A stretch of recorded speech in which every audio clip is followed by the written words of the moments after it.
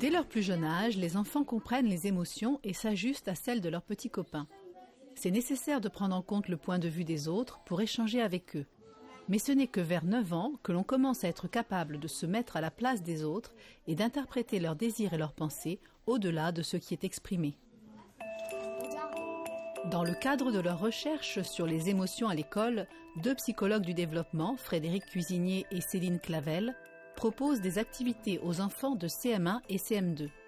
Objectif, leur permettre d'exprimer ce qu'ils ressentent dans une situation donnée et de réfléchir à ce qui se passe lorsqu'on éprouve une émotion. Les situations où l'enfant explore les émotions en général, c'est-à-dire pas seulement les siennes, mais aussi celles des autres, sont des situations intéressantes parce qu'elles permettent de mieux connaître, de mieux comprendre et peut-être aussi de réfléchir sur les moyens de réguler les émotions et de ne pas se laisser envahir par les émotions, mais simplement de pouvoir les vivre.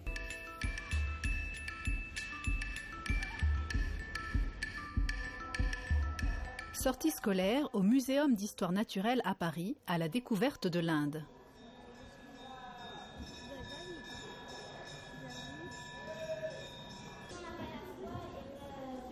Dès la fin du film, pour poser des questions, de nombreux bras se lèvent. Mais rapidement, l'excitation se transforme en déception.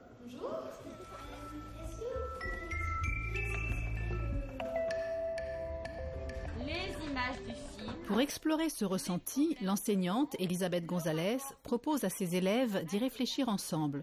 À plusieurs, on peut aller plus loin. Il y avait l'ignorance vis-à-vis de certaines personnes. Vous vous rappelez de ça? Pourquoi vous avez parlé d'ignorance hier? Barménie. Il y avait plusieurs personnes de la classe qui avaient levé la main et les personnes, elles passaient toujours devant eux et elles les voyaient mais elles leur donnaient pas le micro. D'accord. À un moment, j'ai avoir des relations entre enfants, c'est-à-dire avoir des espaces, donc des espaces de jeu, des espaces de travail où on peut parler de soi, éprouver des choses ensemble, puis en parler, permet le développement des compétences émotionnelles et finalement rend l'enfant plus à même de s'ajuster dans les relations sociales, ce qui est très important pour avoir des relations amicales. Il faut pouvoir comprendre les émotions de l'autre, comprendre les siennes propres, savoir s'ajuster à l'autre. Qu'est-ce qu'on ressent quand on se sent ignoré? On sent quoi? On sent oublié. Non, on sent qu'on est invisible. Voilà, invisible. On s'en fiche de nous. Voilà. Invisible, virgule, oublié. Qu'est-ce qu'on pense quand on se sent ignoré? Qu'est-ce qu'on pense? Malheureux. La question, on se sent malheureux. Non, la question, non, c'est penser, c'est pas se sentir. Qu'est-ce qu'on pense quand on se sent ignoré? Penser. On pense qu'on nous oublie. À 9-10 ans, les enfants peuvent faire la différence entre ce que l'on ressent lorsque l'on éprouve une émotion et ce que l'on pense d'une émotion. Il faut réfléchir. Les enfants ressentent beaucoup d'émotions lors des activités scolaires. Alors, je vous demande de penser bien fort. Pour les aider à les explorer, Frédéric Cuisinier leur propose de dessiner à plusieurs sur le thème de l'orthographe ou des mathématiques. Et ils en ont des choses à dire. Le dessin, il doit permettre à quelqu'un qui le regarde de comprendre ce qu'on ressent quand on fait cette activité. D'accord ? La vie émotionnelle des enfants est souvent extrêmement riche, intense, avec des émotions très diversifiées. Ce sont des choses qui peuvent être source d'attrait, mais aussi parfois de dégoût. C'est le nuage noir qui sort de la tête, d'accord. Et ça, c'est les jours. Alors, je laisse terminer votre dessin. Je sais pas comment on écrit Rémi, moi je le sais. Alors, trop fort. Ah, vous voulez écrire que les enfants là ruminent, c'est ça? Oui, en gros, on montre. En gros, vous montrez que les enfants T'es pas censé ruminent. de nous, maman. Allez-y.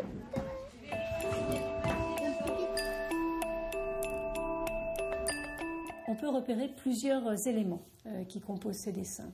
À la fois ce qui concerne l'expression du ressenti. Par exemple, un enfant évoquant les nuages dans la tête, les idées qui vous envahissent, qui font qu'on rumine, qu'on pense toujours à la même chose. mais aussi ce que l'on ressent par rapport au savoir ou à l'ignorance, des points d'interrogation qui marquent l'absence de réponse par rapport au problème. Et le fait de ne pas avoir de solution m'est pénible, ça ne me plaît pas, ça m'énerve. Donc il y a quelque chose là de l'ordre du ressenti par rapport à l'activité, mais aussi par rapport au contenu de connaissances. Ethan et Roman s'investissent. Ils s'autorisent à faire de véritables fautes et osent partager leurs ressentis avec Elisabeth, qui les accompagne par sa complicité. Leur antidictée séduit l'enseignante. Bien les fautes là, impeccable. C'est un beau. Vous ne lui mettez pas de notes à cette dictée? Si, bien elle est en rouge. Vous avez fait une... Là, on a quelque chose vraiment presque de magique, parce que finalement les enfants ont vu que l'expression de ce ressenti permettait presque de mettre en place une nouvelle situation de travail avec l'enseignant, et une situation qui manifestement était intéressante pour eux comme pour l'enseignant. Donc plutôt que d'être passifs, subir leurs émotions, ils ont, grâce à cette exploration, pu devenir un petit peu acteurs par rapport à ce ressenti. En effet, ils ne sont pas en train de vivre une émotion négative, mais de réfléchir dessus dans un contexte sécurisant. Lorsque les enfants se connaissent bien et s'apprécient, il est plus facile d'échanger sur ces émotions. En termes d'émotions, le fait qu'ils s'entendent bien, ça va faire que tout va aller beaucoup plus vite et tout va être beaucoup plus simple, en fait, en termes d'émotions.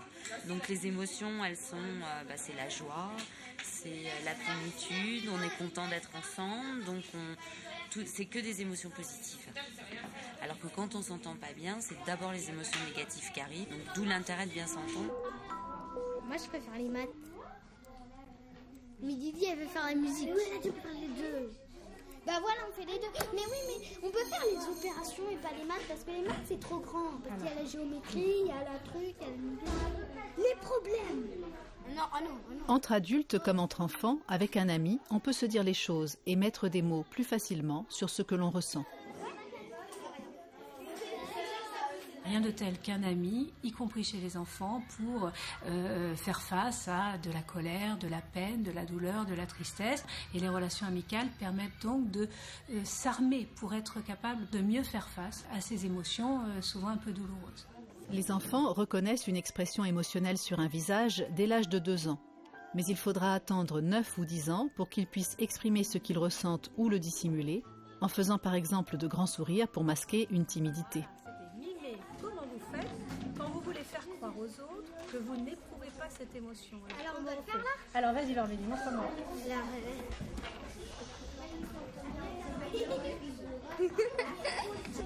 Alors, je réfléchis d'abord. Vas-y, réfléchis. ah voilà.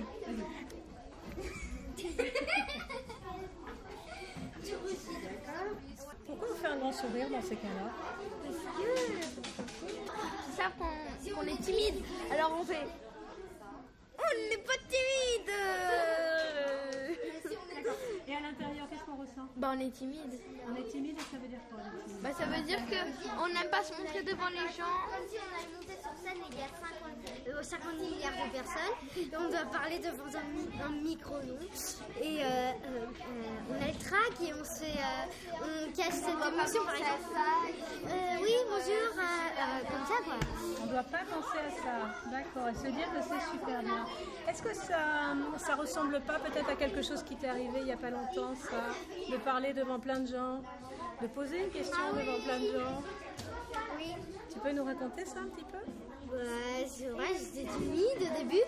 Je prenais un souffle, mais à chaque fois, il se coupait au milieu. Alors après, j'en reprenais un, et à la fin, j'ai réussi. On prend un fort, et après, je me suis mis. D'accord. Respirer. Les émotions ne sont plus des choses qui nous envahissent, mais des choses qui peuvent être dites, qui peuvent être partagées, communiquées, du coup mieux comprises et petit à petit mieux régulées.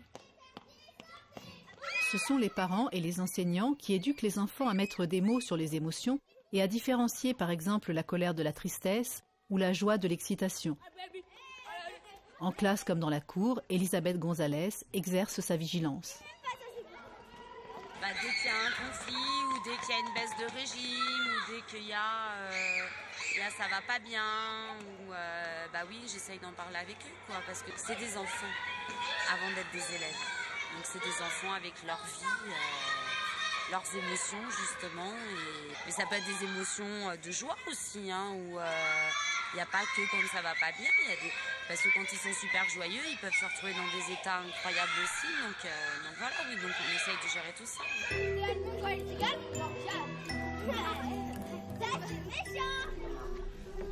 Alors normalement, vous connaissez déjà le premier morceau. Les enfants mettent en place des stratégies pour diminuer l'intensité de leurs émotions ou au contraire continuer de les éprouver. Lu et relu. Donc là, j'aimerais entendre la voix, moi. Je veux pas que vous le lisiez, je veux que vous le disiez.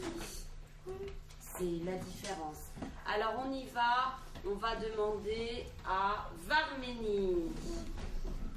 Tu respires un grand coup, hein. Pour dépasser sa timidité et lire une poésie devant les autres, Varménie applique une méthode qui a fait ses preuves. Une famille invisible nous réunit. Point besoin de dire... Lorsqu'on observe les enfants en train d'éprouver une émotion, par exemple un enfant qui lit un poème et qui, devant toute la classe, et qui est un peu intimidé et qui dit prendre son souffle, faire attention à sa respiration pour ne pas se laisser envahir par l'émotion, c'est une stratégie de régulation qui est là mise en œuvre et qui peut très bien être verbalisée lorsqu'on amène les enfants à réfléchir. Pourquoi ? Ce plaisir léger, tenace, parfum, discret, pudique, la vie meilleure qu'elle-même. Lorsque les enfants discutent sur les stratégies qu'ils mettent en place pour composer avec leurs émotions, ce sont des discussions qui permettent finalement de partager de l'expérience ou de confronter des points de vue sur l'expérience. Et donc ce sont des situations importantes, très très intéressantes pour développer des connaissances sur les émotions. Pas forcément sur les siennes, mais sur les émotions en général.